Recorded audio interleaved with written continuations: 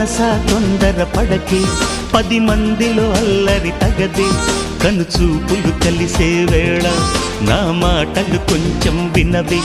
చిరునవ్వుల దేవిని చూసే సుముహూర్తమొస్తున్న వేళ, నీకెందుకే ఈ తొందర?